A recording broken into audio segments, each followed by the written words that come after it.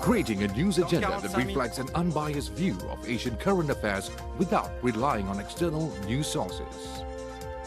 Asia Vision, Asian news through Asian eyes. Hello and welcome to AVN, your weekly roundup of the news from around the globe. I am Abdullah Ahil, your host for the evening.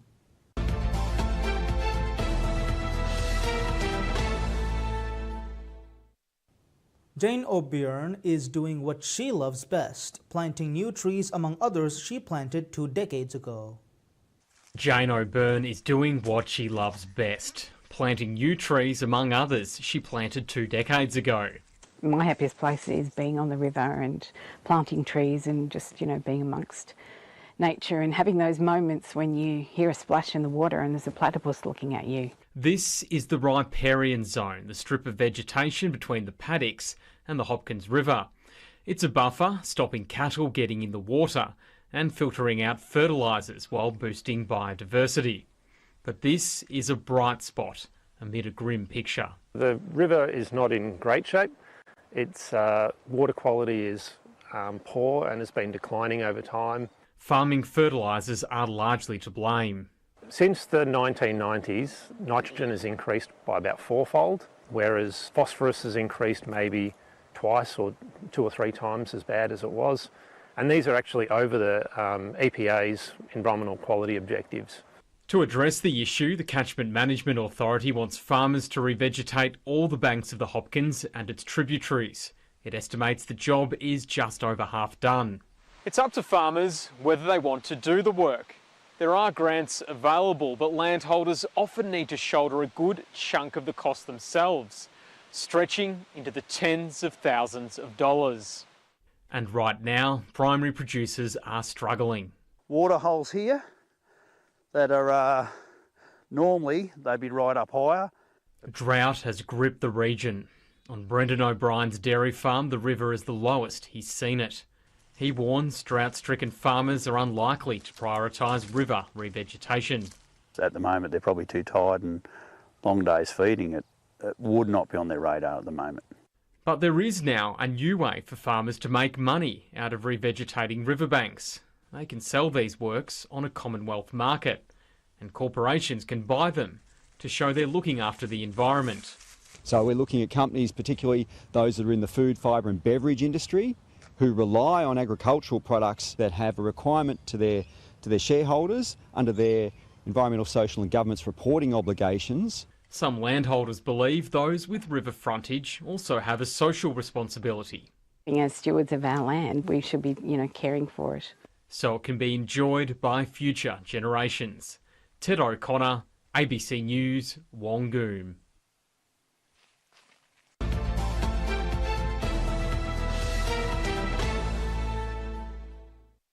The sport of bodyboarding has waxed and waned in popularity since it began in 1971, with bodyboard shaping still in niche craft in Australia. Those in the industry say there are just 3 custom craftsmen left nationally, all based in New South Wales. They're supporting efforts to rejuvenate the sport, including a relaunch of a prestigious bodyboard invitational, Cronulla's Shark Island Challenge. Just off the coast of Cronulla sits a rocky outcrop, famous for its heavy barrelling waves. It's home to the Shark Island Challenge, which sees the world's best bodyboarders test their limits. It's quite unique to any other wave around the world. It's handmade for bodyboarding. I don't think you can describe it. I've tried many times. I don't know. It's just it's a surreal feeling that. The challenge was relaunched in 2024 after a 6-year break. I really feel like bodyboarding went through a bit of a recession, so to speak, and now it's starting to rebuild itself and getting back to its grassroots. Behind the scenes, 3 Australian bodyboard shapers are keeping alive what's become a niche craft. There were large-scale manufacturers at one point, and then it kind of trickled down to just the custom board shapers. Mark Rousseau has been shaping boards for more than 3 decades and works with pro bodyboarder Michael Osler. The shape and contours must be fine-tuned to boost performance for each individual. They might lack specifics in terms of their tail finish or they want the board to do something that's not doing, and I'll recommend a few features that they can add to the board. Up the coast in Port Macquarie, Glenn Taylor is also transforming blank pieces of foam into high-performance bodyboards, a craft he first started 35 years ago. I guess it's more just the love and the passion of bodyboarding that keeps me going, and there still is a demand for custom-made bodyboards. It's not as popular as it was back in the late 90s, early 2000s. Over at Port Stephens, bodyboard shaper Adam McHugh says the industry and sourcing materials has become tougher, but it still has a strong future. The bodyboards that I make and sell, they go all over the world. I sell to California, I've sold to Canary Islands, I've even sold to Israel. There's a grassroots push to get more people to give bodyboarding a go. That includes attracting more women to the largely male-dominated sport. I'll see you ladies out there. This year is the first time there's been a women's division in the Shark Island Challenge. Attracting more young people is also a priority. We are putting a lot of time and effort into generating, grassroots stuff for kids, because that's where the future of our sport is. Barrelling ahead into a new era. Emma Siossian, ABC News, Port Macquarie.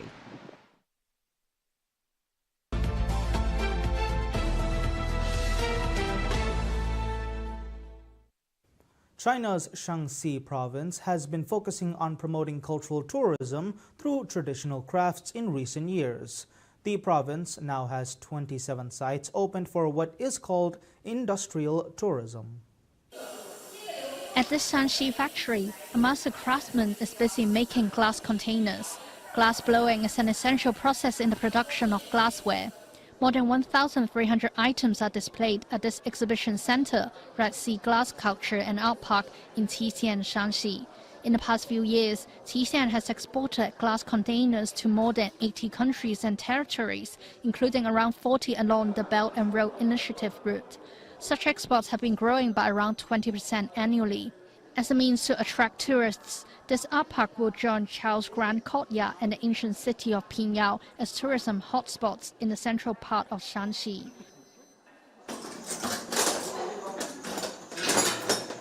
Shaanxi is also known for its vinegar making. Here at the Laoxi Vinegar Expo, visitors can watch the production process for mature vinegar. While the venue showcases mainly regular vinegar, the producer has also launched some new items, including vinegar-based sparkling water. The Hong Kong government earlier released its development blueprint for Hong Kong's tourism industry 2.0. The sector is forming groups to develop made-in Hong Kong industrial tourism, creating hotspots for visitors to tour, experience and shop.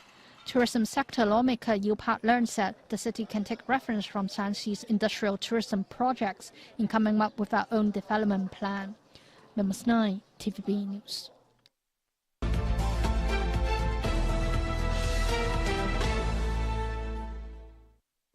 When Peter and Barbara started roller skating in the 1990s, the couple's dance competition was bustling, but as the years go on, participation is dwindling.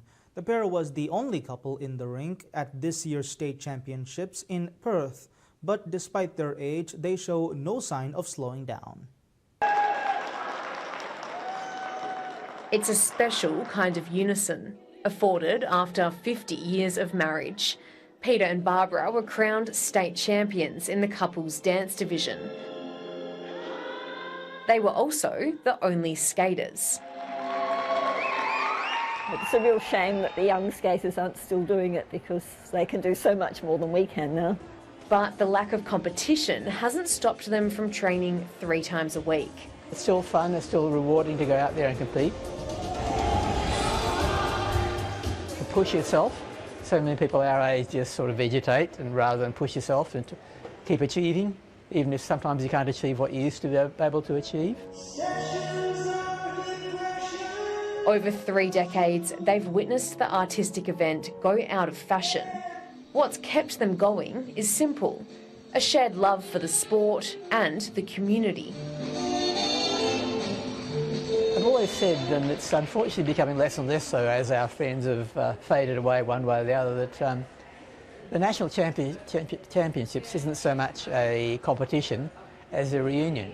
But with new skaters coming through the doors, the couple are hopeful it can be revived.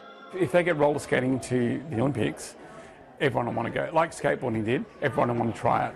And that's a good thing. So that'll keep us going. A sport wanting to bounce back. With Peter and Barbara locked in for the ride. That's how you fall. Grace Burmess, ABC News.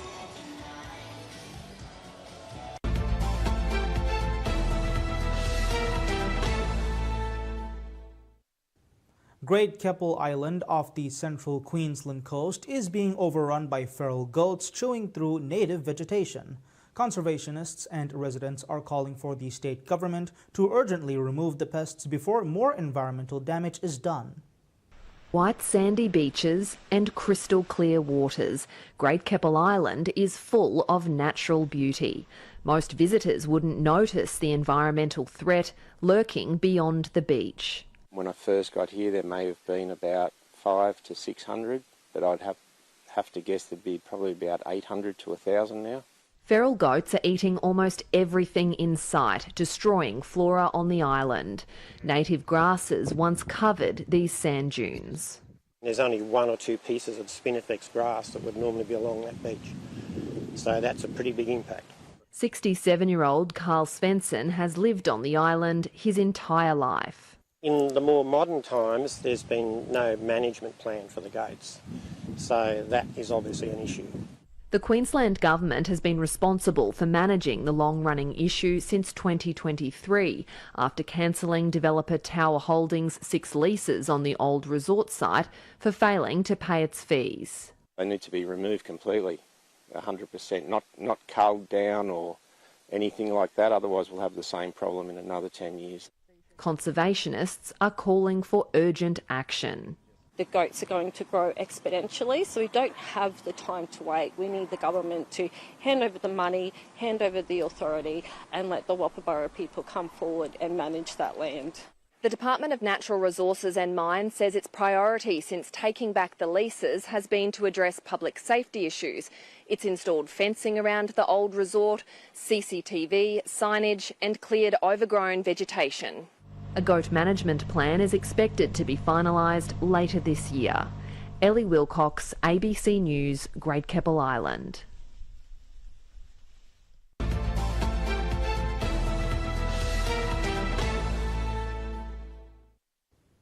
The Queensland Government has protected another 9,000 hectares of land, much of it in the far north.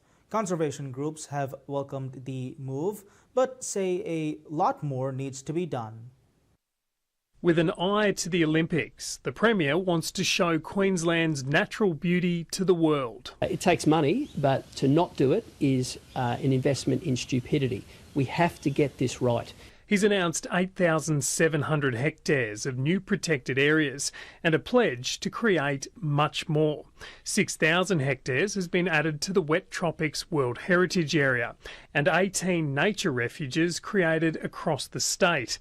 A modest expansion, but the Premier has lofty goals. And that is to increase protected areas in one term in Queensland at a greater rate than the former government did across the decade. Conservation groups say the ambition is encouraging and have welcomed the time pressure brought by the Games. The world is going to be coming to Queensland for the Olympics and we want to be able to show it off.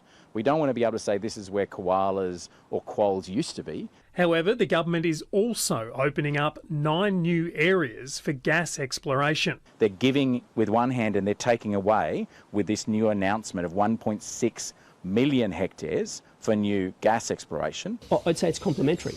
It's about increasing our protected area, so we do the right thing by the environment, and it's about sustainably investing in the gas industry. The protection of koala habitat is a recurring theme in this announcement.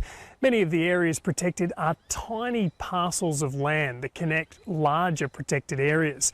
Experts say while they don't look like much, these connected pathways are crucial to the species' survival. If we have isolated patches like we do in the Gold Coast and in Brisbane, Redlands, we've got koalas in parks and they're isolated, they're going to die out.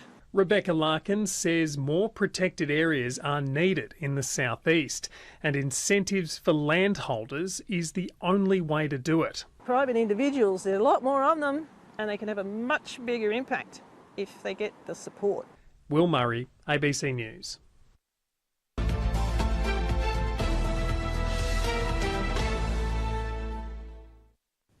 As Australia's population ages, loneliness among retirees is becoming increasingly common, particularly for men over 60. A Canberra program is helping to tackle the problem, helping older men build connections while gaining confidence in the kitchen. Once a month, this Canberra kitchen comes alive with the sounds of chopping, sizzling, and a few dad jokes. It's lunchtime at the men's kitchen, a program offering hands-on lessons in food prep and cooking skills for men over 60. Some are simply looking for connection after retirement, others are widowers or caring for ill partners. I actually lost my wife 15 months ago, so I'm now looking after everything myself, including all the cooking and so on. Many of the men here found themselves needing to take on the role of household head chef for the first time in their lives. After John's wife fell ill, he knew the time had come to don the apron. I think a lot of men, including me, have realised that the time has come to do more around the house. Meals just don't magically arrive on the table. You have to learn, and I've learned a great deal. Classes are run by volunteer instructors who guide the men through everything from the basics of chopping a carrot to making a 3-course meal. And now you're going to mix. I was quite surprised when I came my first week that when it came to even washing the vegetables, some of the gentlemen said, "Oh, I didn't realise that we needed to do that." So I'm really passionate about making sure that from start to finish with the recipe that they understand what they're doing. But it's not just about the food, it's the conversation and friendships that matter the most. Men are by themselves or they've retired, they've lost their work relationships. A lot of them are quite lonely, so this gives them an opportunity to get together with other men, learn a few cooking skills. And it's a very friendly group, and all of us are at the same stage, and we support each other, and it's a very nice sociable occasion. Tackling loneliness one plate at a time. Sarah Grebe, ABC News, Canberra.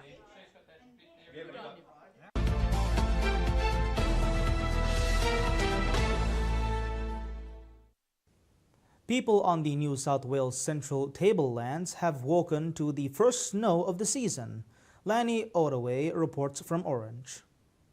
The last time there was a big snow in town in Orange was in 2021, so it's not too common for Orange to get snow in the CBD itself. Orange is at about 863 metres, so it's pretty low down to get a fall just like this, so close to the start of winter. Mount Canobolas nearby, that's just under 1,400 metres, does often get snow, and people often go around the closed road anyway with some knee-high snow and throw some snowballs at each other. But the conditions here down much lower are pretty wild today. I do feel a little bit like I'm going to blow away. The snow forecast for this long weekend has actually brought quite a few people up from Sydney and the surrounding regions to try and see some of the white stuff.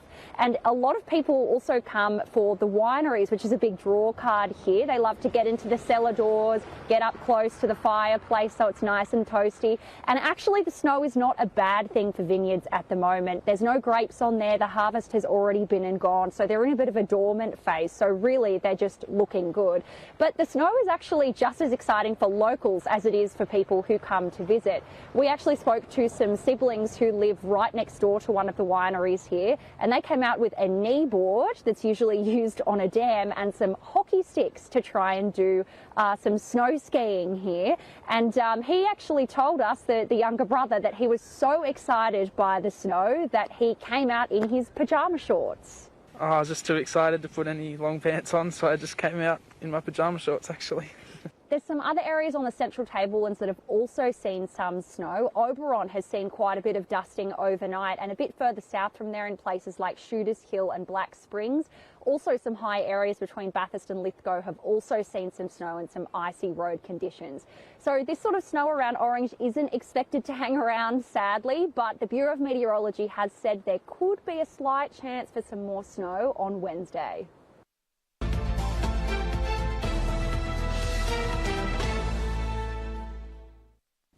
In recent years, the mainland textile and fashion industry has been actively integrating tech elements into its manufacturing process. 请生成一个红色的、快乐的 Enter keywords of your design into AI model DeepSeek. The AI assistant will automatically come up with a design concept. 30 more seconds, the model will generate the pattern of the boy in red just as instructed, and have the design printed on the t-shirt, all done within 2 minutes. Leveraging DeepSeek and the computing power of telecommunications companies, this AI-powered customization service made its debut at this Chaoshan Textile and Garment Expo and is still in the experimental stage. 整体对我们传统产业来说， Hong Yu, an expert from China Mobile Guangdong, said, overall, AI helps revitalize the traditional textile industries, not just in designing, but also inventory management and industrial transformation. The 2025 International Textile and Garment Expo in Shantou reaches its 4th iteration. The exhibition hall covers an area of 130,000 square meters, which is the largest scale, featuring more than 1,000 enterprises and 200,000 exhibits. Among them, China's popular animated film Ne Zha 2 collaborated with a brand to roll out limited edition apparel, which attracted many fans. On the other side, the Intelligent Manufacturing Hall exhibits a variety of advanced homegrown garment equipment. They include lace patterns woven by lasers and fully automated ultra-high precision tailoring. I think it's a very good show, very, very good.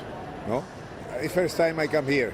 I am wholesaler of this kind of products, lace, elastics. I find mostly I am looking for. According to the organizers, the fair saw a turnout of 120,000 professional visitors this year, marking a jump of 30% from last year. It hopes the growing interest will help the industry build its international influence and drive the high-quality development of the entire Chaoshan region.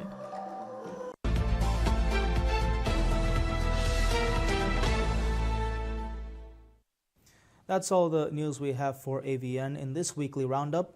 We'll see you next week. Stay tuned.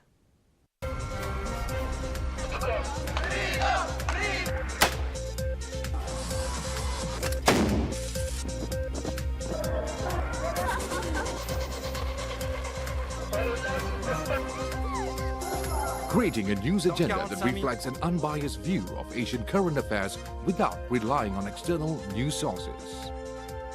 Asia Vision, Asian news through Asian eyes.